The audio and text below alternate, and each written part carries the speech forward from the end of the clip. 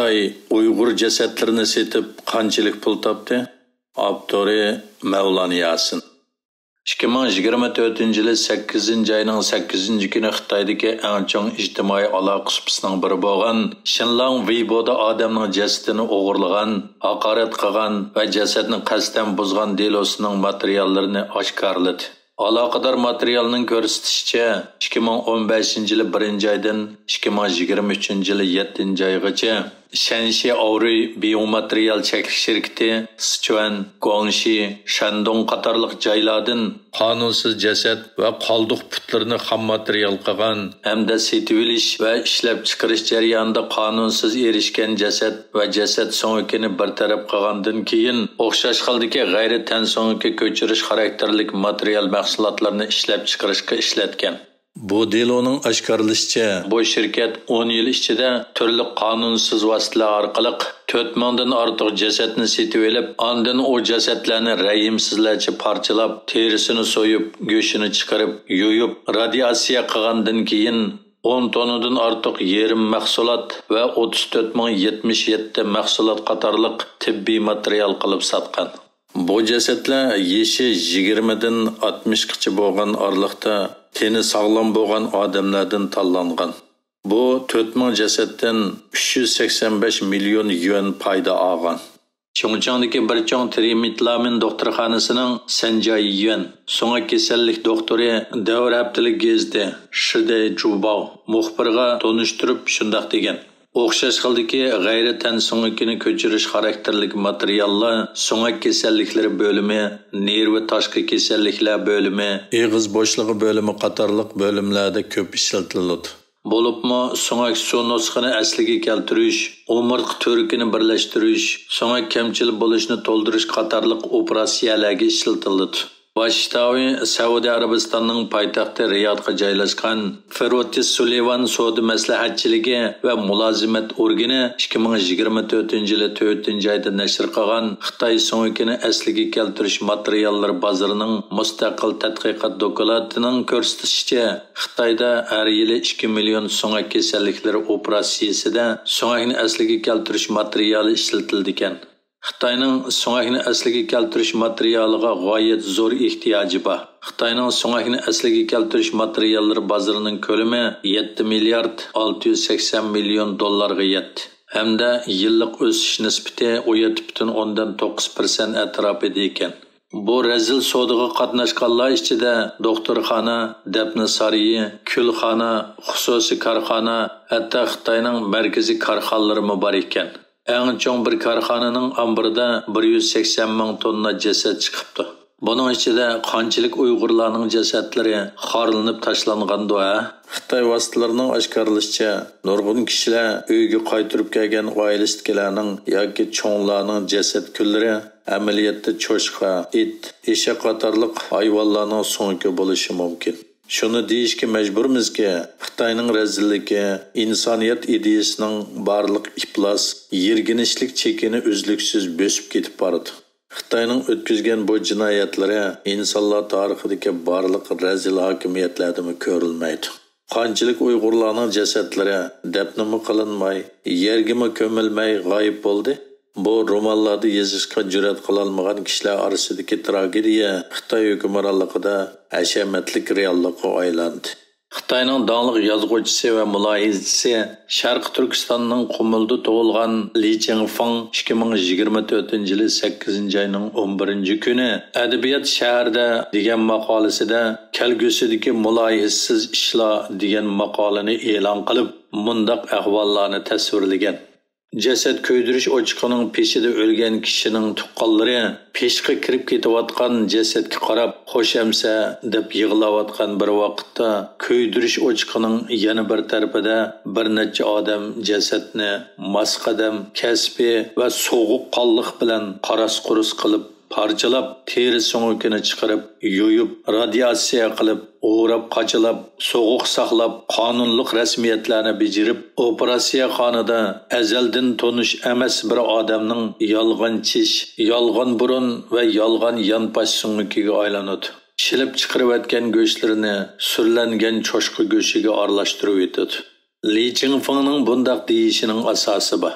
2016 yılı 6. ayının 17. günü Zambiyaning Kachafa degan gazetida Xitoy Afrikaga odam go'shti setyapti degan maqola e'lon qilingan. Bu maqolada bir Xitoyda xizmat qilgan va yashagan zambiyalik ayolning Xitoy o'lik odam go'shtini kala go'sht qilib Afrikaga sotgan ahvolini oshkorlagan.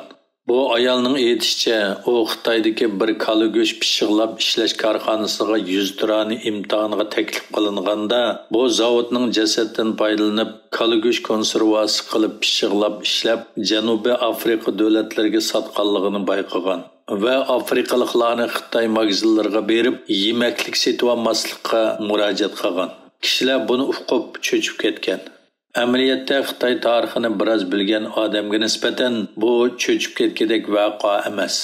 Xitoy tibobatining piri deb atalgan Li Shijin 1578-yili yozgan Dori o'simliklari qomusi degan dori bilim to'plamida odam go'shtini yeyish orqali kasal saqaytishni tashabbus qilgan. Bu kitobning odam parchalari degan bo'limida odamning choch tuklari, yangi tug'ilgan bolaning beshining kaynidagi moy, quloq burubkisi, tizning miyi, tirnoq, chish, odam po'qi, odam so'ngiki, odam ustixoni, odam yeshi, odam xuni, odam jigiri, odam go'shi, odam qini, boshning cho'qqi so'ngiki, zakar, ayollarning chatroq mo'yi, mumiya qatorliq odam badanidagi 37 xil narsa bilan 284 xil dori yasig'anligini yozgan. U yana esilib o'lgan odamning go'shini yesa, odamning nervisi tinchlanadi deb yozgan. 70-80 yoshlik odamning badanini yuyib, asaldan boshqa narsa bermay, u odam o'lganda uni tosh bilan yasagan jasad sandiqiga asal bilan chilab qo'ysa, bir mazgil o'tgandan keyin uning go'shi bilan sunuqlarni saqaytqani bo'ladiganligini ko'rsatgan. Xitoy zaminida va Xitoy besib tuproqlarda yuz bergan har qanday terrorlik ahvollarga hayron qilishning hojati yo'q. Jasadlarni o'g'irlash va setish ma'lum dafn qiluvchilarning axloqi yo'qolgan masala emas. U uzundan buyon cho'nqur orqa ko'rinishga ega kasb sistemasi bo'lib kelgan. Hozir Xitoyda Shanxi Auriga o'xshash sumak isklatidan 44 bor ekan. Texi bu shirkat Shanxi Auri yuqori texnikalik korxona sifatida davlatning e'tirofnomasiga erishgan ekan. 2024-yili 8-ayning 11-kuni Xitoy to'rida e'lon qilgan davlatlik model xizmatchi Li Baoxin bo'lsa, bu qitimqi jasadni o'g'irlab setishdagi bosh qahramon ekan. Xitoy Uyg'urlarning jasadini setib qanchalik pul topdi? Burunqisini emas, mushu 2016-yildan boshlab Xitoyning Sharq Turkistondagi irqiy qirg'inchilikda o'lgan Uyg'urlarning soni qanchalik, buningga aniq sonliq ma'lumot bera olmaymiz. Lekin 6 yil burun Nuri Turkel bilan Gauji-Kay Al Jazirada Mahdi Hasanning riyosatchiligida elib borgan suhbatda 5 milliondan ortiq Uyg'ur o'lganligini oshkorlab qo'ygan. Bu suhbatdan 1 yil burun Xitoy hukumatı e'lon qilgan statistikada Uyg'urlarning nufusi 12 million 600 ming degan. Mahdi Hasan Gauji-Kaydan Uyg'urlarning nufusini so'raganda, u 6-7 million deb javob bergan. Xitoy hukumatı e'lon qilgan nufusdan 5 million 600 ming son qisqargan. Gauji-Kay beparvolik bilan so'zlaydigan odam emas. U qonunshunoslikda doktorlik unvoni olgan. Boshtavi Bejinda ta'sis qilingan yer sharlashish aql ombirining muavin bosh lideri.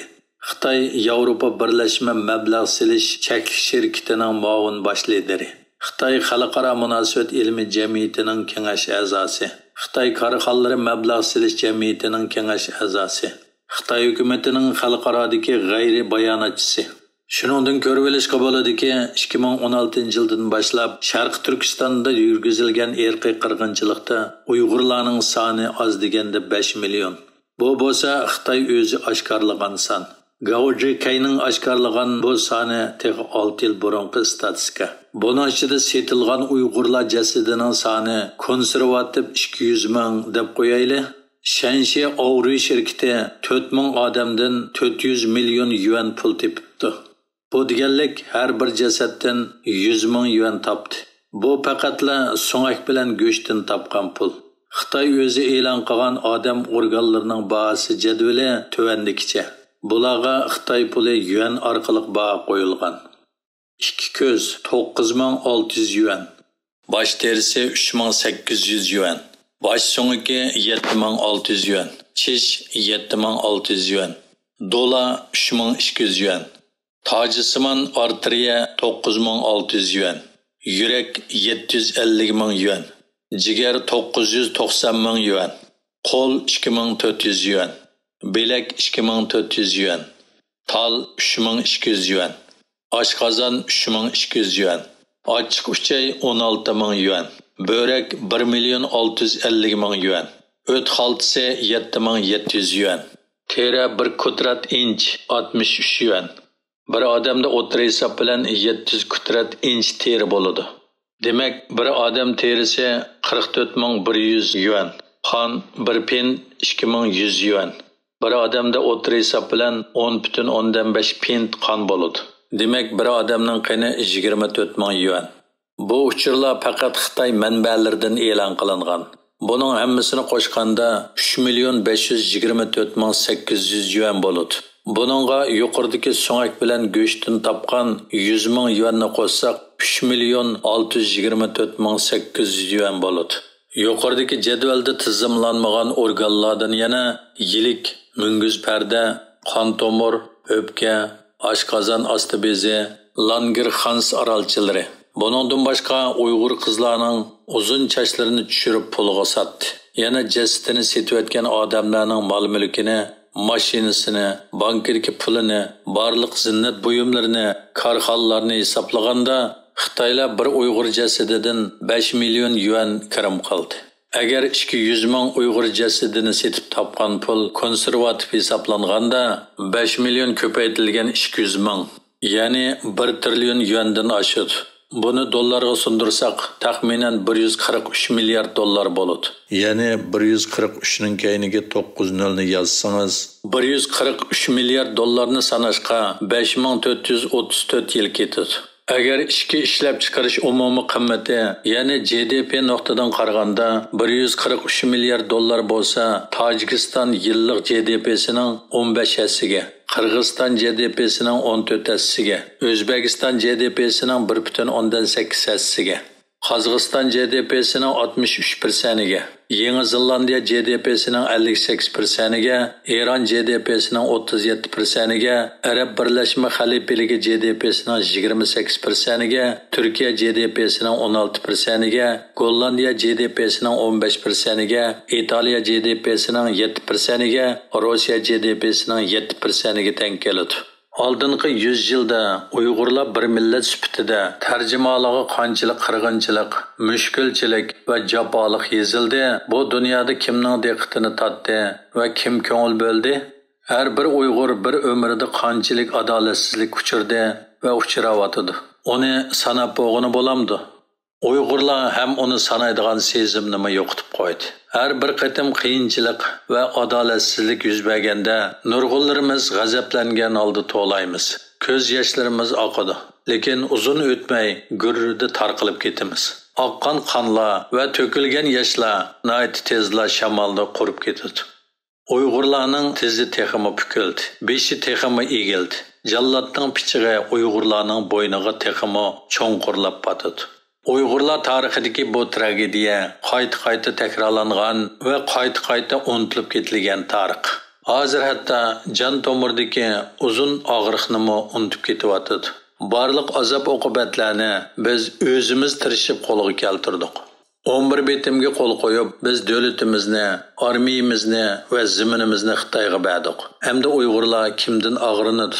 Azob oqibat azaldan bir millatning haqqoniyat uchun kurash qiladigan botir ro'yini tarbiyalaydi. Azob oqibat faqat bu zulmda yashagan millatni razil qilib qo'ydi.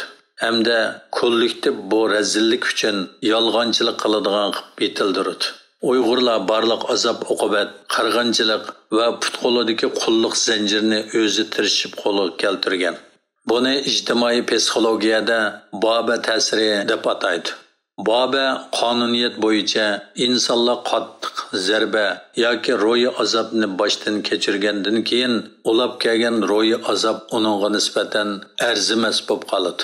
ya'ni oldingi cho'ng azob keyingi azobni so'slashtirib o'tadi. Hozir chet eldagi Uyg'urlar suv eqinidek Sharq Turkistonga qaytib, mashrab o'ynab, usul o'ynab, Xitoydan pullarni elib, maoshlarni asliga keltirib, Xitoy konsulxonasida har zaman Xitoyga qarshi turmaydiganligini qasam berib, Xitoyning og'ziga cho'kidi go'sht qisib, Xitoyning og'ziga sep qo'yib, Xitoyning aktiv va jonliq tashviqotlarga aylandi.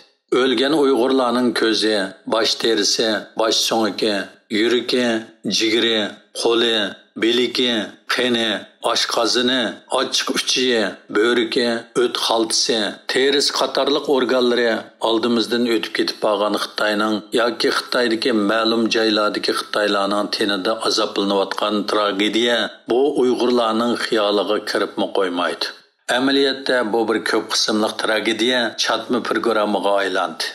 Sabit domillarni qo'lg'ib manganda Uyg'urlar pisand qilmagan. Birinchi Cumhuriyet vayron bo'lganda Uyg'urlar parvo qilmagan. 11 betimga qo'l qo'ysa butun xalq chavakchilib va usul o'ynab tabriklagan. Hozir Uyg'urlar yo'qab ketish girdog'iga yetib qolsa-mu, chet eldagi Uyg'urlar buningga nazarni selib qo'yishga xush yoqmaydi. Yaqinqi zamon Uyg'urlar tarixi bu chatma tragediya jush urib kelayotgan tarix. Qadimgi Xitoy faylasufi Lao Tzu shunday degan: "Xorlanib to'ymagan odamni xorlab zerikma." Uyg'urlar xorlanishga to'ymadi. Bizni kim xorlab zerikidi? Dunyoda faqat ikki xil odam mavjud. Biri hayot uchun aldirash, biri o'lish uchun aldirash. Uyg'urlar nimaga aldirayotdi?